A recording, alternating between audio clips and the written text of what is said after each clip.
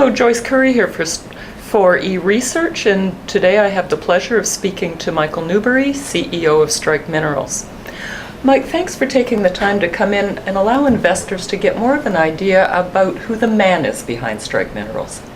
Well, nice to be here. Okay. First of all, what led you into the mining industry? Well, I was always interested in being in the outdoors, and I guess when I was a student, I ended up getting a job, my first job, working on a drill in the Arctic, and I guess the experience stuck, and I've been involved in the business ever since. Okay, now you've been in the mining industry for over 40 years. What would you say are the major changes or key developments that you've seen in the industry? Well, I think the biggest impacts that I've seen was the results of Windfall, which was the mid-'60s, and Bre-X, which was in the '90s, that really changed how the business was conducted and also set out some very stringent guidelines for how projects were evaluated and what could be said and what can't be said, and how the promotion of mining properties goes about. Okay, and how have these developments changed your approach to the industry?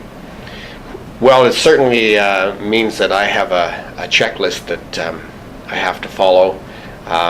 Certainly from the viewpoint of the Exchange and Commission, continuous disclosure requires you to be very careful in what you produce and how you send it out to all your shareholders.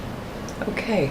Now you've worked in a list of countries on many different projects. It's valuable experience, but how has this shaped your career? Well, it's given me a great opportunity to see a lot of different operations in a lot of out-of-the-way places in the world. And it has helped in the evaluation because I've seen a lot of these things before. It also has meant that sometimes you see a property more than once. It comes up, it goes down, and 10 years later it comes back again. I did spend a number of years working in the former Soviet Union, and the experience between there and before getting there helped me put together a number of transactions by taking the whole Russian situation and converting it into a Western standard for Western investors. Okay. Who would you say has inspired you or had a great influence on your work? Well, I don't know a great influence, but certainly somebody who provided a bit of a guideline was I like Nelson from the British Navy.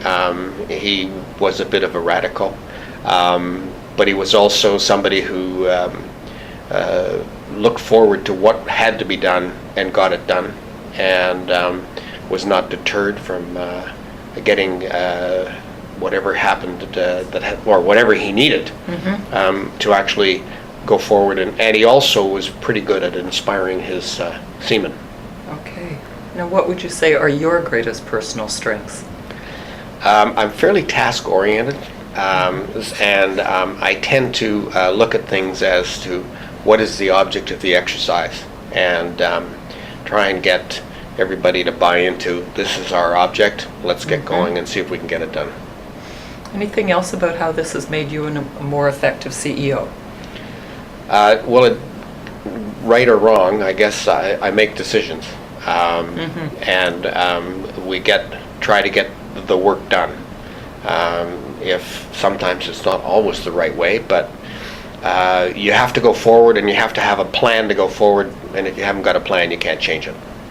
True. What's a great disappointment that you've confronted in the mining industry? Well, the biggest impact, I think, was I was the account officer for the Balmoral mine up in Val-d'Or, that in the late '70s they cracked the crown pillar and the mine filled up with the swamp, and I think it was about 7 or 8 miners died in that. Being the account officer and having to work with the company and the rescue efforts and so on, it certainly made you understand the challenges and the dangers in the business. So what have you taken away? What have you learned from this? I make sure I check crown pullers. No, I think that the health and safety aspects of mining, especially in other countries of the world. I've been underground in gold mines in China and so on, and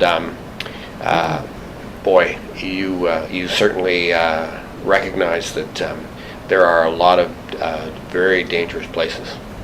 Okay. Now, Michael, you have a very busy corporate life, but what outside interests do you have? I'm in the summer I sail. Okay. I do a lot of short-handed racing, long distance racing. As I say, it's a situation where it's single-handed, so Okay. I don't have to worry about the crew showing up. It means orders get obeyed instantly. I don't have to worry about the provisions. Catering to somebody's likes. I get intelligent conversation while I'm sailing.